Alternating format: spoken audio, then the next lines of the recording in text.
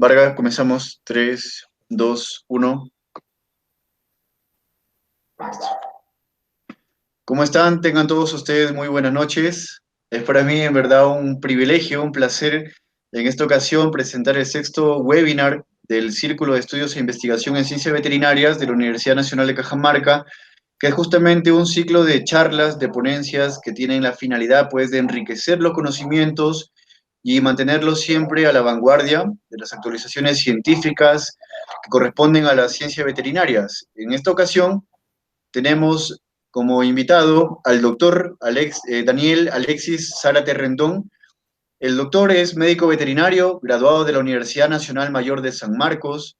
Tiene un máster en ciencias biomédicas y veterinarias por la Universidad de Georgia, Estados Unidos, gracias a la beca Fulbright del gobierno de los Estados Unidos. Además, ha sido becado por el Consorcio de Universidades Flamencas para realizar estudios de doctorado en medicina veterinaria con mención en parasitología en la Universidad de Gante, Bélgica. Es profesor principal y responsable del Laboratorio de Parasitología de la Facultad de Zootecnia, Universidad Nacional Agraria La Molina, profesor de la Cátedra de Parasitología Veterinaria de la carrera de Medicina Veterinaria y Zootecnia de la Universidad Científica del Sur.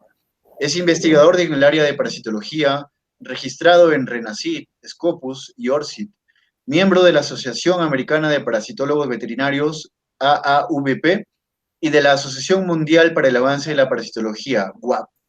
Revisor invitado para las revistas PLOS, Tropical Diseases, Parasite and Vectors y Journal of Experimental Parasitology. Entonces, como podemos apreciar, el doctor tiene bastante trayectoria, cumple con todas las características de la calidad pues, que estamos nosotros buscando, y el doctor el día de hoy nos va a brindar el tema que se titula La amenaza actual de la resistencia antihelmíntica. ¿Qué se puede hacer o ya es muy tarde? Bienvenido, doctor Zárate. Qué gusto que pueda estar usted con nosotros esta noche. Le agradezco en primer lugar por su tiempo, por la puntualidad y pido disculpas también por los percances técnicos que usualmente nos fallan y siempre iniciamos unos minutos fuera de la hora. Bienvenido, doctor. Muchas gracias. Buenas noches con todos. Muchas gracias, César. Muchas gracias a todos los miembros del Círculo de Estudios de Investigación en Ciencias Veterinarias de la Universidad Nacional de Cajamarca. Gracias por la invitación. Para mí recibo con alegría esa invitación, es un honor, es una particular satisfacción poder compartir con jóvenes estudiantes, futuros colegas, estudiantes de otras carreras y, bueno, gente que esté interesada en temas relacionados a la parasitología veterinaria, que es básicamente el área de mi desarrollo profesional y académico desde hace ya algunos años. Así que, bueno, no te preocupes por los impases, yo sé cómo son estas cosas, he pasado por algo parecido el año pasado con algunos webinars con los chicos del círculo de la Facultad de Zootecnia, de investigación en parasitología, de enfermedades parasitarias. Así que bueno, sí sé cómo son estas cosas, así que a veces la internet es una ventaja, pero también tiene algunos problemas secundarios, unas adversidades a veces que a veces uno no controla. Vamos a esperar que todo salga bien. Y luego de esta pequeña y breve introducción, vamos a comenzar.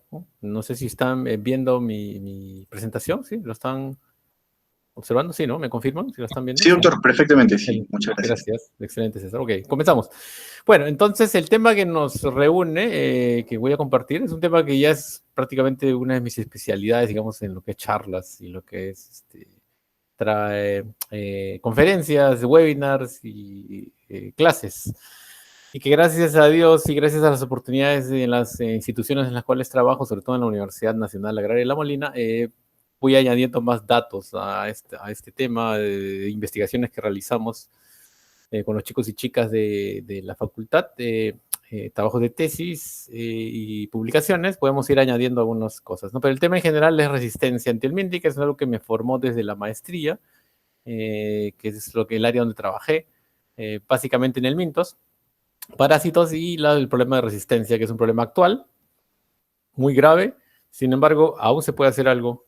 No quiero spoilear la historia, pero aún se puede hacer algo, aunque quizás para algunas cosas sea un poco tarde, pero radica mucho en el cambio de actitud, no solamente del ganadero, no solamente del dueño, del propietario del animal, sino también del profesional, que somos los directamente responsables. Porque los elementos parásitos existen y son una realidad, no es un mito, no es una exageración. Tenemos nemátodos, abomasales, intestinales, tenemos fasciola hepática, o también conocido como alicuya en nuestro medio, parásito muy importante, sobre todo en la zona altoandina. Tenemos lombrices intestinales como el Ascarizum, el Parascarisequorum. Tenemos oxiuros en equinos, que es el Oxiuriseci.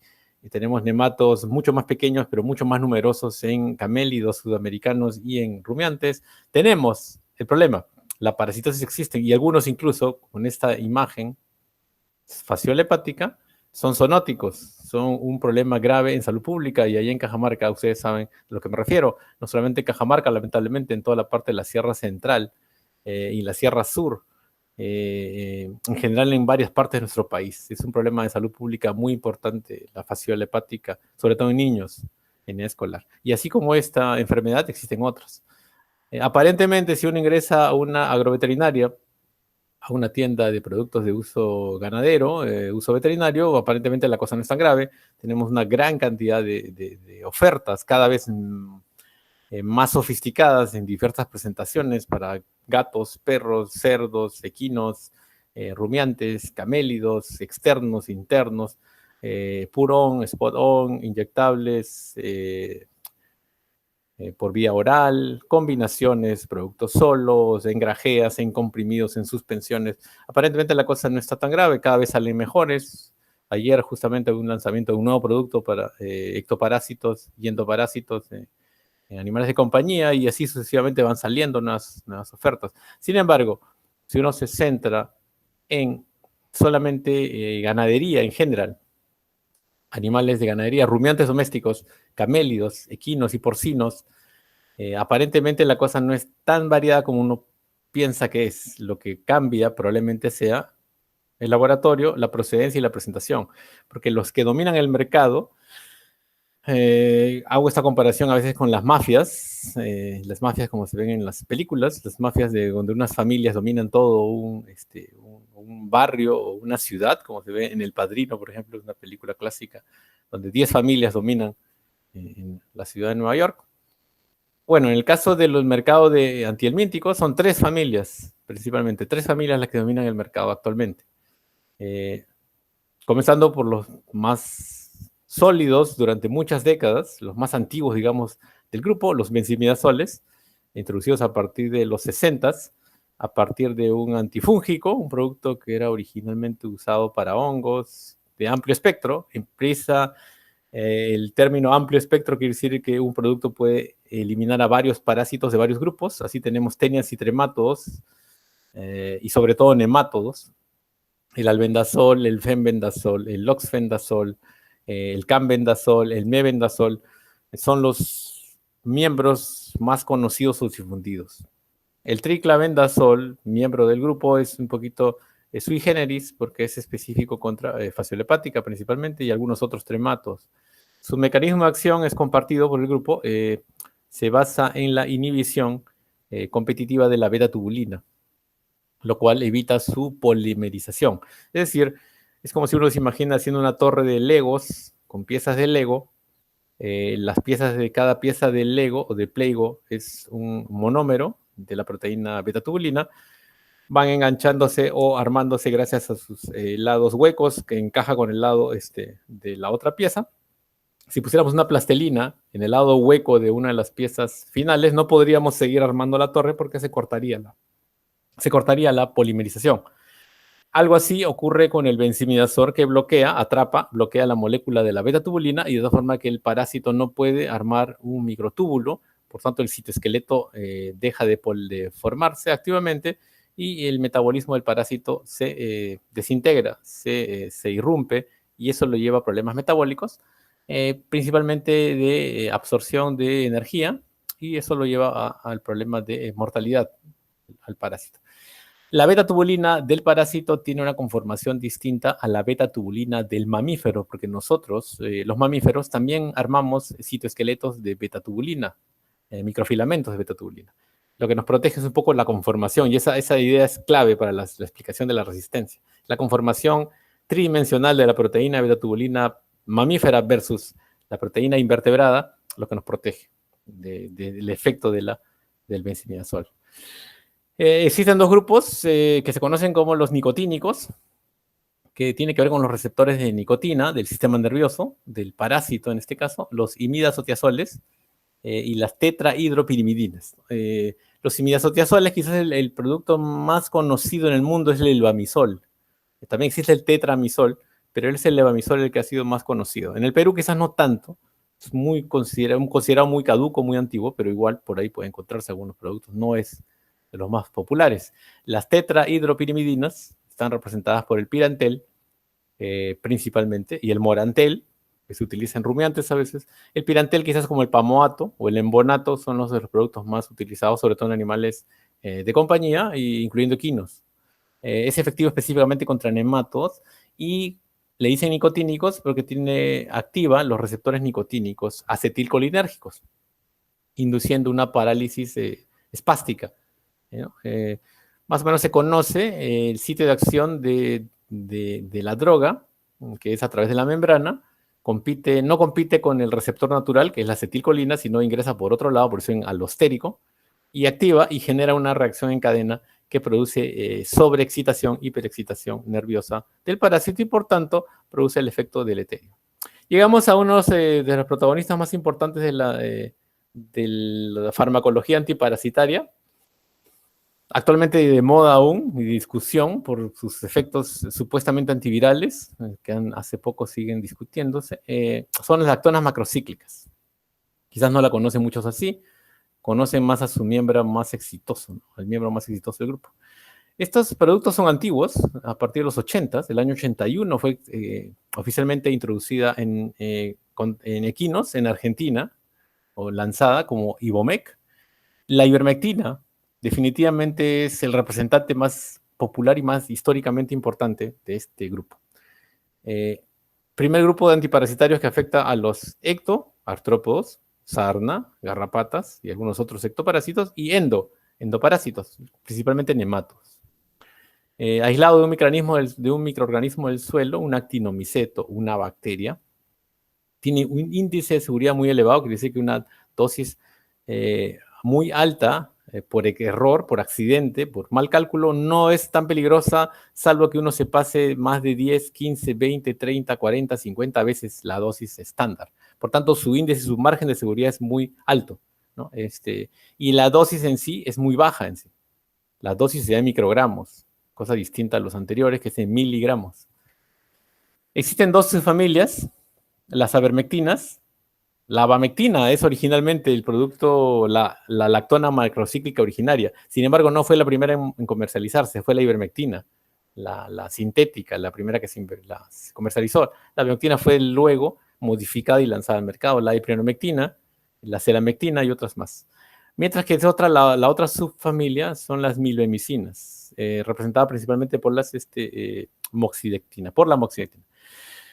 Su efecto es a través del sistema nervioso. Activa los canales de cloro que son activados naturalmente por glutamato, ¿no? Que en los mamíferos es activada por el ácido GABA, ¿no? Por el GABA. Los activa alostéricamente, quiere decir que ataca o activa el canal por otro lado, por otro sitio que no es por donde el glutamato o el GABA ingresan al receptor. La historia es muy conocida. El doctor Satoshi Omura es el microbiólogo japonés que trabajaba para Merck en esa época, años 70 y tantos, 76, 78, aísla el microorganismo de un campo de golf cerca a Tokio, de un suelo, de una muestra de suelo. El doctor Joe Campbell, parasitólogo, explora las propiedades de los productos de fermentación y descubre un producto con mucho potencial que posteriormente da origen a las avermectinas. En una playa de Australia se extrae o se aísla el Streptomyces de otro Streptomyces que da origen a las milbemicinas, pero que tienen cierto parentesco con las avermectinas. Tienen el mismo núcleo químico, que es básicamente una característica de las familias farmacológicas. Con tanta variedad, con tanta tecnología, con estas tres familias, y sus mecanismos de acción distintos, aparentemente la cosa iba hacia ganar la guerra, como se ve, ¿no? Contra los helmintos en general, porque se tenía de todos los gustos, todas las dosis y todos los mecanismos de acción conocidos. Aparentemente la victoria era inevitable, estamos hablando del año 80, cuando se lanzan las lactonas. Los 60 comienzan con los benzimiazoles. Sin embargo, como se ven los antibióticos, muy pocos presagiaron la respuesta de los parásitos, en este caso los helmintos, que es la aparición y desarrollo de la resistencia antiparasitaria, que básicamente se define cuando una población de parásitos que era normalmente e históricamente susceptible a una droga, a una dosis determinada, durante el tiempo empieza a perder esa susceptibilidad y empieza a resistir el efecto tóxico o letal de esa droga. Es un producto directo de la microevolución de una especie. Tiene una base genético, molecular, se transmite a la siguiente generación y es producto, como la evolución nos ha enseñado, es producto de la selección natural, en este caso artificial, con la presencia de una droga. Es muy distinto a lo que se conoce como tolerancia. Con tolerancia se refiere a la resistencia natural de un parásito desde el origen de la droga, desde el comienzo de la droga. Por ejemplo, la ivermectina es muy buena, muy eficaz, sin embargo jamás fue eficaz contra fasciola hepática, ni contra ningún tremato conocido. Eso fue una tolerancia natural. No existe ivermectina que sea efectiva contra fasciola hepática, o contra las tenias, o cestos. Eso es tolerancia natural. Eso no es resistencia. Ivermectina es muy efectiva contra los ácaros de sarna o contra los nematodos del abomazo o del cuajo. Cuando una población de parásitos de cuajo empieza a mostrar cierta resistencia a la ivermectina y la ivermectina se vuelve ineficaz contra una especie de parásito determinada, un nemato, en ese caso se habla de la aparición de resistencia. Conforme aparece la resistencia, y se vuelve mucho más popular y común de lo que era al comienzo, ya no es una cosa rara, sino es una cosa común, empiezan a aparecer términos como resistencia colateral. Es decir, si un parásito desarrolla resistencia al albendazol, que es uno de los benzimidazoles más conocidos, normalmente se hace más rápidamente resistente al fenbendazol o al cambendazol o mebendazol. Dentro de la misma clase de drogas o familia de drogas va a hacerse rápidamente más resistente, salvo diferencias farmacológicas. La resistencia múltiple es ahora una realidad, donde un parásito se hace resistente no solamente a una familia o clase, sino puede ser a las 3 clases de drogas, o a las 4, considerando los 2 nicotínicos que hemos mencionado hace un momento. La resistencia cruzada habla de que un parásito que desarrolla una resistencia contra un grupo de fármacos, por cercanía, desarrolla resistencia a otra clase de fármacos. Es un fenómeno no muy común, pero que se ha visto, ¿no? Que predispone la resistencia previa desarrollada contra una clase de drogas, predispone a que se haga resistente a otra clase. Finalmente, el reporte de resistencia generalmente ocurre a nivel de campo. Siempre ha ocurrido y normalmente ocurre de esta forma, porque es la falla terapéutica la que determina el reporte original de resistencia. Esa resistencia clínica normalmente ocurre en un nivel ya irreversible, en un nivel en el cual no hay punto de retorno, donde el número de parásitos resistentes es superior, muy superior al de parásitos susceptibles. Entonces, básicamente la resistencia genética domina la población de parásitos. Y es el punto rojo donde existe ya la falla terapéutica. Quiere decir que tú aplicas el producto y no existe respuesta terapéutica. La resistencia tiene base genética. Existen alelos, existen genes, normalmente es más de uno, que originan la dominancia o recesividad hacia la resistencia. Normalmente es multigénica, se está recién comenzando a estudiar esto. Pocas veces es monogénica, aunque ahora vamos a hacer ejemplos que incluso es detectable en una base nucleótido, en un nucleótido específico, en una base nitrogenada específica en el código genético. Tiene que ver mucho con la biología del parásito, sobre todo su prolificidad. Tiene que ver mucho con la refugia o el refugio, es decir, el grupo de parásitos que no ha sido expuesto a la droga y que es el refugio de genes de susceptibilidad de genes originales, porque nunca han sido expuestos o no son expuestos a la droga, por tanto, la selección es más al azar, no es tanto en base a la presión de selección. Pero el hombre, a través del uso masivo y frecuente de antiparasitarios, determina la aparición de la resistencia. El ejemplo más clásico es este, en el cual los que tienen color lila, los dos son los únicos mutantes del gran grupo de nemátodos que tienen algún factor genético de resistencia hacia una droga. Y ocurre al azar. Las mutaciones de este tipo ocurren al azar. Ahorita vamos a ver ejemplos que grafican específicamente este punto. Si no existiera tratamiento intensivo, es más, si no existiera tratamiento con esa droga, esa mutación pasaría desapercibida por genética mendeliana, se diluiría en la superioridad de los genes susceptibles, porque no hay una ventaja en tener esa mutación sin la droga o con la droga aplicada de forma muy espaciada. Sin embargo, si vamos a lo que está ocurriendo y lo que sigue ocurriendo y seguirá ocurriendo, el uso intensivo y frecuente de la droga, en ese caso, el genocidio, digamos, tomando el término, la muerte de los parásitos en cuadrados verdes va a ser masiva. Y ahí sí va a ser una ventaja tener esa mutación que le daba cierta resistencia, porque luego de la eficacia de casi 100% de la droga, solamente van a sobrevivir aquellos que tenían esa predisposición genética a resistir.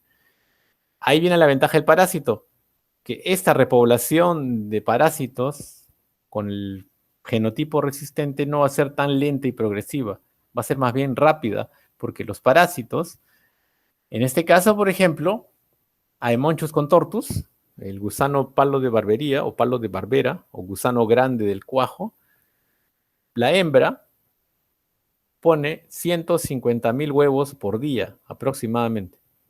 Fasciola hepática pone de 10.000 a 20.000 huevos por día. Estamos hablando de grandes números por día. Por tanto, la repoblación del parásito no va a tomarle muchos años, le va a tomar días, semanas. Y esa va a ser la imagen luego de la aplicación frecuente y masiva ante la aparición de una mutación que confiere resistencia. Esto se ha estudiado en varios hospederos, en los caballos, dos expertos en parasitología en equinos, Martin Nielsen y el doctor Craig Reinamayer, postularon la frase de que ya existe en alguna parte del planeta Tierra algún helminto, o gusano, como le dicen vulgarmente, que ya tiene una mutación que lo hace resistente a una droga que aún no ha sido descubierta o que aún no está comercializada, o que aún no existe, pero ya tiene una predisposición. Es cuestión de encontrar ese parásito y a la larga, gracias a esa ventaja, va a sobrevivir y va a ser el tatarabuelo de la próxima generación de parásitos. Este es un experimento que se hizo en un museo de entomología, donde escogieron un espécimen de Lucilia, que es una mosca que aparece normalmente, que puede ser miasis, pero que aparece normalmente en los cadáveres. Una mosca que fue colectada en el año más o menos 1920 y tantos, antes de que el hombre produjera masivamente los insecticidas organofosforados. Y al extraer ADN de este espécimen curado y colectado en 1920, encontraron que ya tenía un alelo de mutación que le confería resistencia parcial a los órganos fosforados. Es decir, esta mosca, que vivió en los años 20, 1920, ya tenía genéticamente una mutación que le iba a conferir una ventaja cuando aparecieran los órganos fosforados. Eso demuestra que las mutaciones ocurren al azar, sin ninguna premeditación, solamente es cuestión de coincidencia. ¿Cuál es la receta mágica entonces para generar resistencia? La variabilidad genética en individuos dentro de una población. Y eso en los parásitos son campeones, ¿no? La variabilidad genética en el abomazo de un rumiante en respecto a nematos es tan amplia que equivale a la variabilidad genética de seres humanos en el globo terráqueo. Diversos genotipos producen diversos fenotipos. Algunos de ellos serán letales, algunos serán neutros, algunos generarán al azar cierta ventaja. Es cuestión de que se encuentre con el antiparasitario y le permita ser el único sobreviviente a los tratamientos y lentamente, pero masivamente, va a repoblar a la población de hospederos. ¿Cómo se hacen resistentes los parásitos a las drogas? Esa es la pregunta que siempre me hacen. Uno tiene que tener cierta base en lo que es fisiología, cierta base genética. No tanta molecular, pero sí entender un poco cómo funcionan las enzimas y los receptores y los ligandos. Lo que ocurre en el Mintos, no es el primer mecanismo que se describió en los insectos, que es baja absorción en la droga. O sea, el parásito produce mecanismos que permiten que la droga no penetre efectivamente su organismo o lo elimina más rápidamente. Esa sí se ve un poco en el Mintos. La primera reducción de absorción se ve un poco en zancudos, donde se ha encontrado que algunos zancudos tienen doble capa de quitina o doble coraza protectora en su cuerpo que le impide a la droga penetrar a través de la piel a su organismo. En el minto sí se ha visto algunos casos en los cuales el nemátodo o el minto en general se vuelve más eficaz en botar, eliminar, excretar, metabolizar la droga. Lo que se ha visto con mayor detalle en el mintos es la mutación o modificación del blanco de la droga, es decir, de la molécula que es objetivo de la droga. El target, como le dicen en inglés, ¿no? O sea, la proteína que es el blanco en el cual la droga actúa. Cambia, modifica la estructura de esta droga y es lo que más se ha visto, ¿no? Y algunos mecanismos están recién siendo elucidados, siendo conocidos. El que más se ha estudiado en aspecto molecular es la resistencia a los benzimidazoles, que ha sido de las resistencias más antiguas. Existen hasta pruebas moleculares para detectarla. Conociendo el mecanismo de acción, es decir, la pieza de Lego que encaja con la otra pieza y va formando una torre que se llama microtúbulo, y el benzimidazol, en este caso cualquier droga del grupo, que bloquee esta polimerización, lo que se conoce como la teoría de polimerización, despolimerización, es decir, es algo activo que por un lado se va deshaciendo, mientras otro lado se va armando. Lo que ha ocurrido, lo que se sabe que ha ocurrido en los helmintos que han hecho resistencia, es una cosa que en un parásito que tiene una hembra que pone 150.000 huevos por día, que se reproduce una tasa tan alta, es una mutación tan fácil de ocurrir y tan probable que no es una cosa extraña. Un nucleótido, es decir, un A, G, C o T de la cadena de ADN de este parásito, al azar, es lo que ocurre siempre con los organismos, incluso con nosotros, solo que los mamíferos tenemos mecanismos de correcciones más eficaces, es decir, como yo le hago tipear a un estudiante 3 hojas y el estudiante quizás comete un error de tipeo. Luego él manda su copia a otro estudiante y copia de la copia del primer estudiante, repite ese error de tipeo y agrega unos 2 y pasa su copia a un tercer estudiante y un cuarto y un quinto y un sexto y se hace una cadena de tipeo, de tal forma que al final el texto final no se parece nada al original. Bueno, ese error de tipeo que comete un estudiante, una persona cuando escribe, se puede cometer en la replicación del ADN. Y en este caso, fíjense, solamente es una base. La T del medio, TTC, que es fenilalanina, la T del centro se convierte en A. ¿Sí? TAC. Ya no es TTC, que es fenilalanina, sino TAC, que es tirosina. Ese cambio, aparentemente no tan dramático, puede incluir un cambio sustancial para que el benzimidazol ya no reconozca a la molécula de la beta-tubulina. Lo mismo ocurre con el otro codón, en el cual el 198, donde la A del medio, GAA, se convierte en C, dando origen a GCA, que es una alanina, glutamato a alanina. Por tanto, la beta-tubulina, aunque parezca increíble, se asemeja, tiene el tipo mamífero, ya no tiene el tipo invertebrado, de tal forma que el benzimidazol ya no reconoce esa beta-tubulina. Esto que ocurra no es muy raro, ya ocurrió, y se fija en la población. Estudios hechos como esta publicación hecha en la Universidad de Georgia, publicada en Molecular Biochemical Parasitology, en 2011, encuentra que en una cepa de Aemonchus contortus, que es resistente a, bueno, casi todo, incluyendo benzimidazoles, que es la UGA, o Universidad de Georgia 2004, el polimorfismo de ese cambio de base nitrogenada es común, es el AA en vez de la T. Entonces eso ya está caracterizado. Y ocurren 3 codones, ¿no? 3 codones de la beta-tubulina, o sea, 3 letras que codifican para la proteína beta-tubulina, 167, 198 y 200. En base a eso, se ha encontrado que ese cambio ha ocurrido simultáneamente, ojo, no es que decir que la cepa de la Universidad de Georgia ha dado origen a todas las cepas en el mundo, ¿no? O la resistencia no ocurre así. La mutación ocurre simultáneamente en varias partes del mundo, es cuestión de que sea seleccionada, porque se han visto en muchos estudios alrededor del mundo que ese cambio genotípico se ha producido en muchas cepas de parásitos que han hecho resistencia a los benzimidazoles. En los agentes nicotínicos se sospecha en algo parecido, pero en este caso de receptores. Los canales, que son los que manejan los impulsos de transmisión en los sistemas nerviosos, están formados por unidades.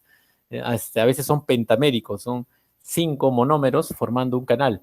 Se sabe que a veces productos truncos o mutados originan que la droga nicotínica, pirantel o levamisol, ya no reconozca al receptor. Por tanto, ya el receptor es refractario al efecto de esa droga.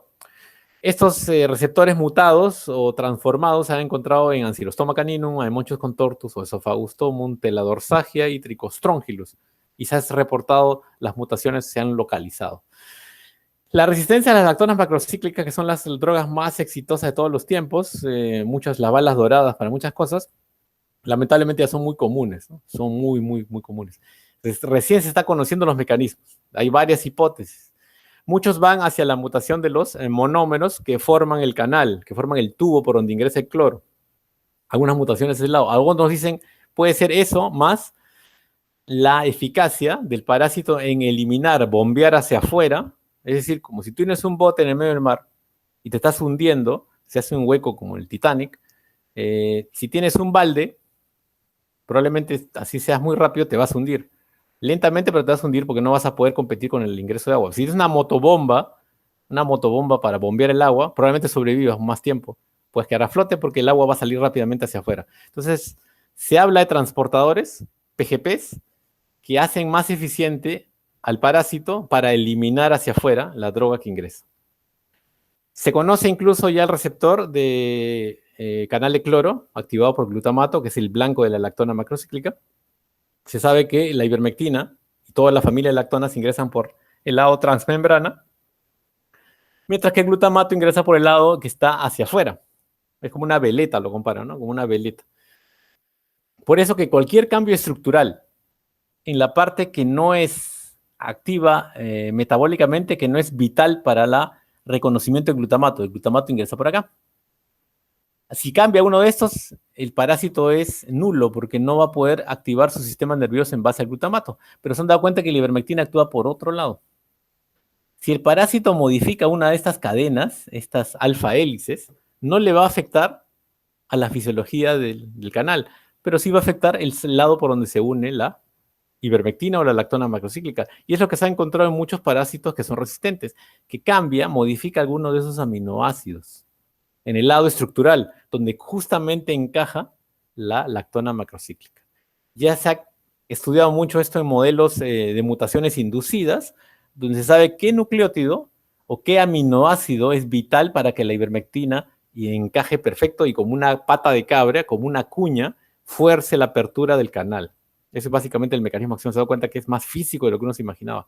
Si una de esas aminoácidos cambia, la ivermectina ya no va a encajar, ya no va a entrar como una cuña, sino no va a encajar, ya no va a entrar como el Tetris, cuando uno juega Tetris y tiene que acomodar los bloques, ya no va a encajar, por tanto ya no, el parásito no va a sufrir el efecto de la ivermectina.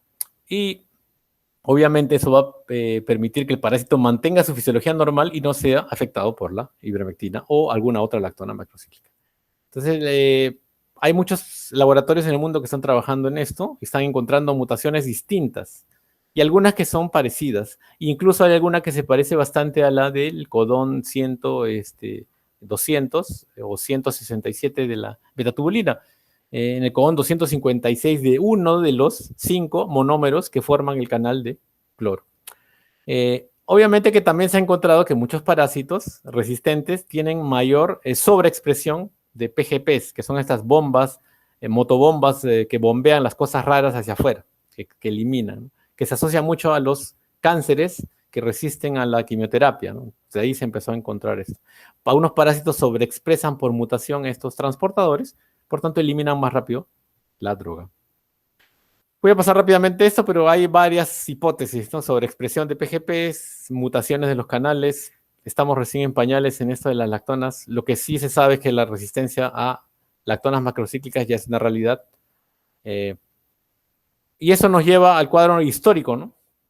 Si ubicamos a la lactona macrocíclica más famosa, la ivermectina, vemos que siendo la droga más exitosa de todos los tiempos, siendo la droga comercialmente hablando más exitosa, no solamente en veterinaria, no solamente en animales, sino en general, introducida en el año 82 en ovinos, el año 87, el primer caso de resistencia oficialmente publicado. 5 años de intervalo entre introducción y resistencia.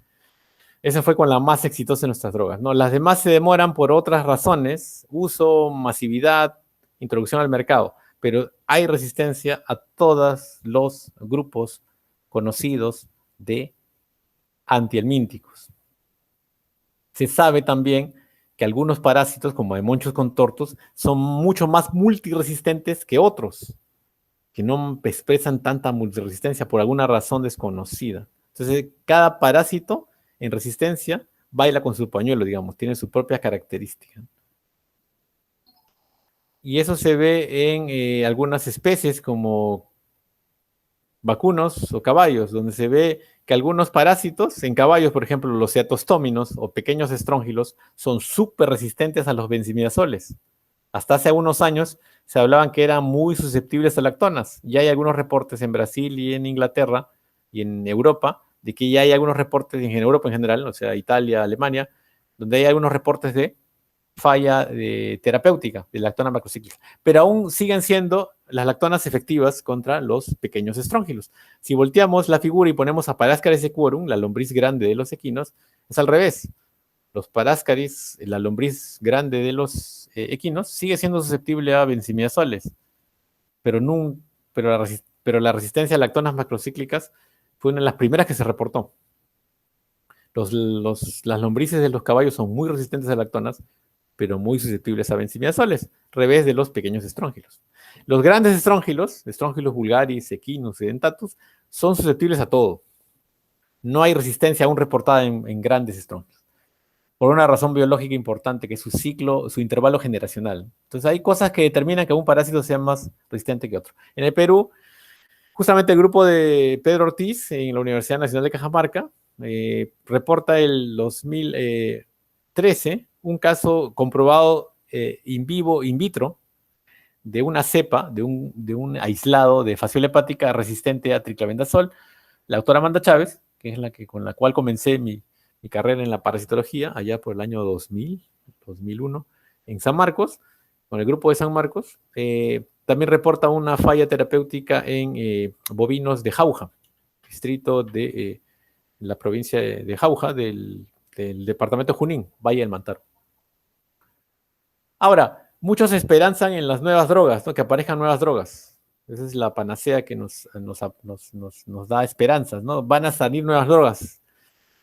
Y eso va a ser la panacea, eso va a ser el remedio a tanta falla, porque usted ha hablado de 3 familias, es muy poco, ¿no? Seguro van a salir nuevas. Bueno, ya ocurrió, no es una fábula, ya pasó. El 2009, ya es historia conocida.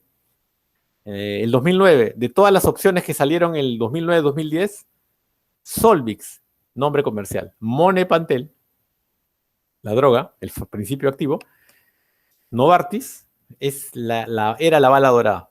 Digo era, porque ustedes se imaginan el final de esa triste historia. Era la bala dorada, porque las demás tenían que ser complementadas con una lactona, como el caso de Derquantel, de Pfizer, y otras eran más por un mercado más reducido que era gatos, como Profender. Entonces, Monepantel, la bala dorada, tanto es así que la estudiaron al detalle.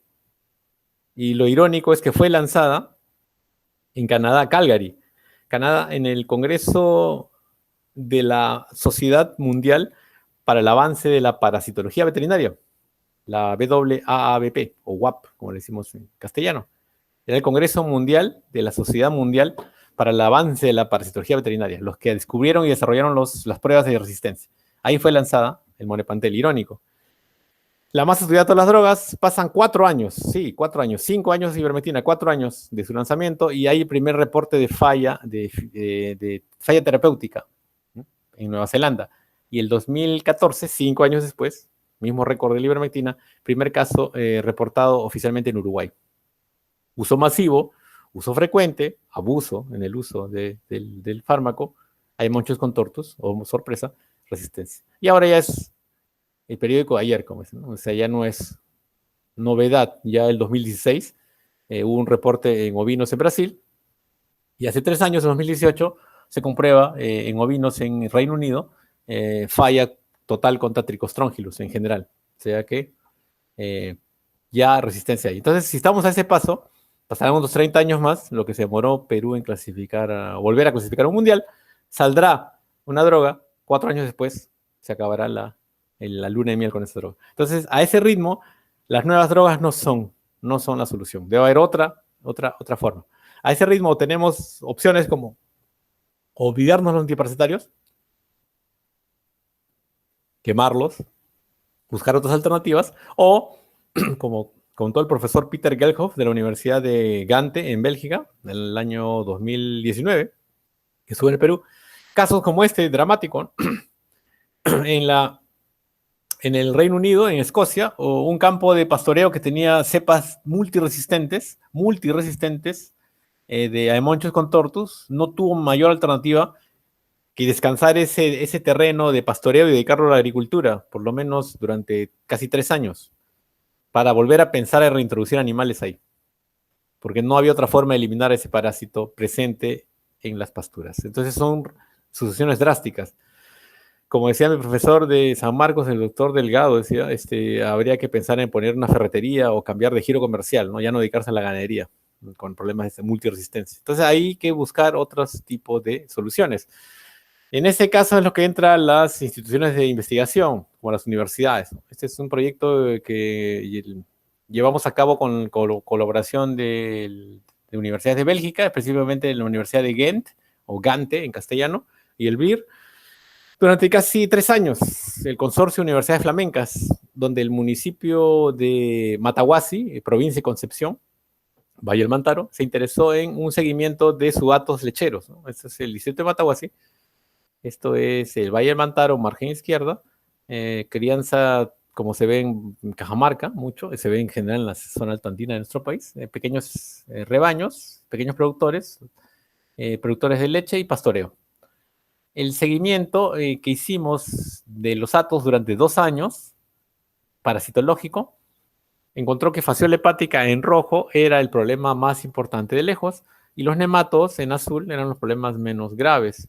Los tratamientos masivos aplicados por los mismos ganaderos evidenciaron una falla terapéutica. Se ve acá el uso de triclavendazol, y la curva de prevalencia, es decir, de cuántos animales enfermos sobre un total de 100, seguía subiendo, pese a un tratamiento casi masivo completo de triclavendazol, y es el clorzulón el que permite, como decía nuestro expresidente, aplanar la curva.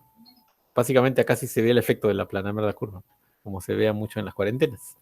Pero le toma poco tiempo al parásito en recuperarse en su tasa de infección, y el clorzulón nuevamente es el único que le permite, el combazo, como decían, la comba que permite bajar la curva. Entonces acá vamos a un problema endémico, como se ve probablemente en Cajamarca y en otras partes de nuestra serranía, que es frenado por una droga, pero que dura muy poco tiempo, y que una droga muy conocida, triclavendazol, es totalmente fallida. Por eso es que tenemos que caracterizar la resistencia, ¿no? ¿Cómo caracterizamos, cómo detectamos, cómo reportamos? ¿Por qué son tan poco fáciles de hacer y tan poco comunes los reportes de resistencia? La resistencia a la falla terapéutica es el primer bocinazo de alerta, pero lamentablemente ya es muy tarde. Tendría que ser antes la detección. Bueno, lo que se hace se trata de aislar esa cepa, ese parásito, y replicarlo in vitro o circularlo in vivo en un laboratorio, en condiciones de laboratorio.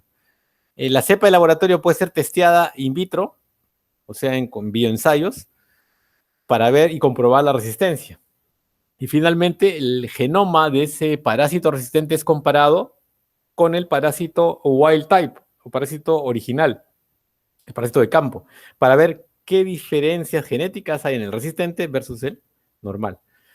Y ahí llegamos a la conclusión de que cambió, que se modificó en el resistente. Y esa es la base de las pruebas moleculares, pero se dan cuenta que estamos al revés. O sea, comenzamos con la falla terapéutica y terminamos en la prueba molecular.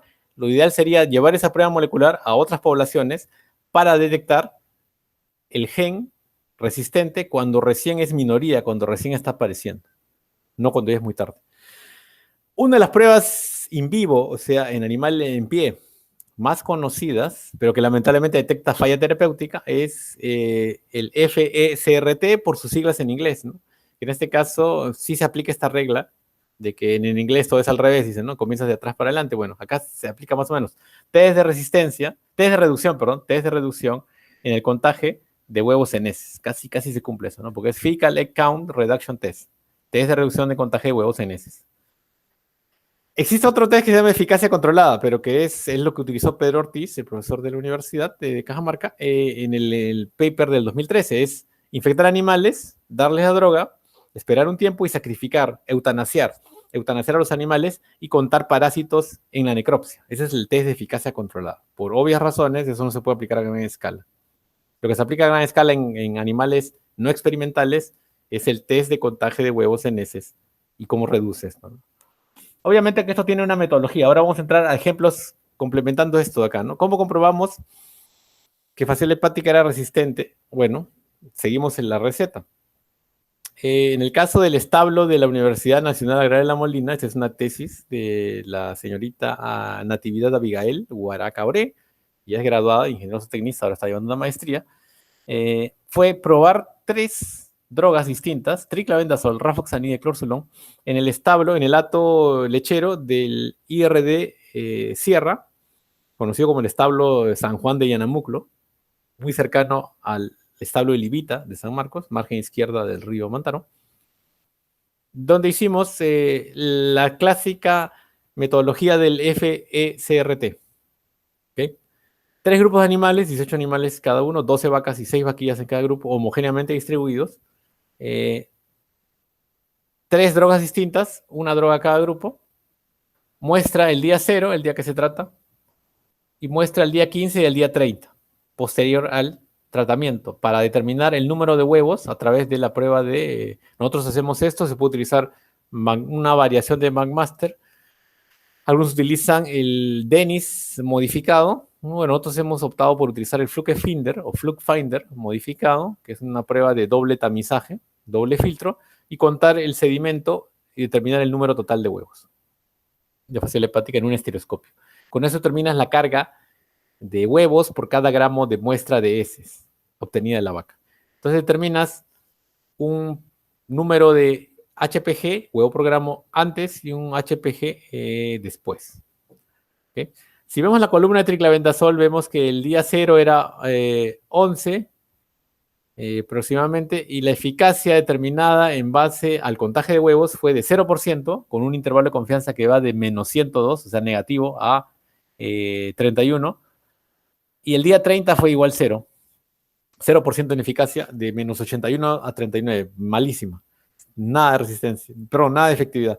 Rafoxanide tuvo 92% de eficacia, con un intervalo de confianza de 71, el intervalo bajo era peligroso, a 97, el intervalo de confianza al 95%. Rafoxanide a los 30 días fue mejor, 97, comparado con clorzulón, que es el fármaco que aplicarlos con vasos a la curva en los animales de Matahuasi, 99% eficaz, intervalo de confianza 96 a 99.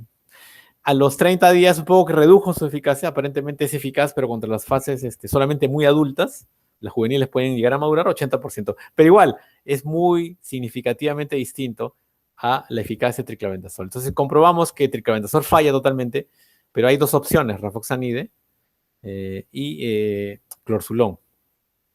Repetimos, bueno, antes de esto habíamos hecho un ensayo mayor y más ambicioso en hasta 3 granjas distintas en Matahuasi, donde hicimos lo mismo, pero usamos triclavendazol, nitroxinil y closantel, que son otras 2 alternativas para fascia hepática. Fascia hepática tiene hasta 6 principios activos que son efectivos en su control. Sin embargo, acá otra vez, en este es en Matahuasi, en el mismo distrito donde hicimos esta prueba del seguimiento, ¿no? sea, en los mismos animales que estuvieron involucrados en este ensayo, en este seguimiento, en este monitoreo. Comprobamos una vez más, acá sí, en un ensayo controlado, de que el triclamendazol no tenía ninguna eficacia, bueno, 33%, pero con un intervalo de confianza límite inferior de menos 99, o sea, no hay diferencia con el cero. Nitroxinil, sin embargo, pese a tener mejor grado de eficacia, el límite inferior era menor a 90. Estamos hablando de un producto que no es tan eficaz. Pero Closantel sí mostraba un porcentaje de casi 90, más de 90 y 100 a los 15 días. Perdía un poco la efectividad a los 30. Pero a menos de las opciones, el Closantel sería la más indicada. Obviamente los dos trabajos comprueban que el triclavendazol es como no darle nada. Básicamente, tomando la frase de un ¿cómo le puedo decir? Negativamente famoso experto en sanidad, es como ponerle agua. Acá sí es como ponerle agua estilada. En este caso sí es. Darle triclavendazol a la vaca con fácil hepática es como darle agua estilada, básicamente. No funciona. O sea, básicamente debería prohibirse el uso de triclavendazol en ciertas zonas del Perú. Este mismo test se aplica en hematos, como hicimos en Raco. Raco es una cooperativa, antes llamada San Pedro de Raco, ahora cambió el nombre porque ahora son evangélicos, que cría alpacas, ovinos y vacunos, y llamas, alpacas, ovinos y vacunos, a 4.300, 4.400 metros en Pasco. Bueno, hicimos el mismo ensayo, lo mismo, la misma idea, alpacas y ovinos. Toma de muestra el día cero, en este caso es nematodos, son 7 días después, 7 a 10 días dice la teoría. Acá en este caso obviamente no es FluxFinder, es McMaster modificado, el clásico McMaster con solución de sal o azúcar, o como hacemos nosotros, sal y azúcar. Igual, cuentas los huevos por HPG antes y lo comparas con después. En este caso fue a los 7 días clavado, en ovinos solamente. Albendazol, intervalo de confianza, 88.82 a 95. El intervalo inferior es menos de 90 según la WAABP, resistencia, falla terapéutica. Mientras que la ivermectina es 96 a 99, está casi en el 100. O sea, está muy bien su eficacia. ¿Okay? Pero sabemos que esto no va a durar para siempre, ¿no? Pero igual, ya el FSRT es una forma de vigilar y decir, miren, en RACO no utilicen albendazol porque ya están logrando la resistencia perfecta. Le falta poquito para lograr la resistencia perfecta. Utilicen ivermectina. Ese es en vivo, ¿no? Ese es con el animal en pie. En el laboratorio no puede hacer pruebas con los huevos, puede lograr que los huevos eclosionen y desarrollar las larvas bajo varios niveles de drogas. Puede jugar con las larvas, como decimos en parasitología, para ver si se mueven o no se mueven, si migran o no migran, se mueven mucho, se mueven poco. Son varios tests que han sido ya estandarizados. Esta es la forma comercial del Drench Rite, que es la prueba comercial para determinar eficacia de 3 productos, levamisol, ivermectina y benzimidazoles contra parásitos. Los cultivan en un medio cultivo que tiene concentraciones altas de droga y determina si el parásito desarrolla o no. Si se obtienen larvas, se puede hacer miles de cosas con las larvas. Existe incluso software que miden el movimiento de la larva y determina si la droga hace efecto o no, lo paraliza o no lo paraliza, lo detiene o no lo detiene. Y hay otros tests menos sofisticados que tienen que ver con la migración larvaria, ¿no? Si la larva puede moverse a través de una malla o está tan paralizada, tan stone, que ya no puede moverse y queda petrificada, ya no migra. Entonces la idea de todos estos tests es determinar la dosis letal 50. Eso se hace solamente in vitro, como se hace en bacterias, ¿no? Y determina si comparas con una cepa resistente y una susceptible. Puedes encontrar susceptibilidades variadas en estos ejemplos.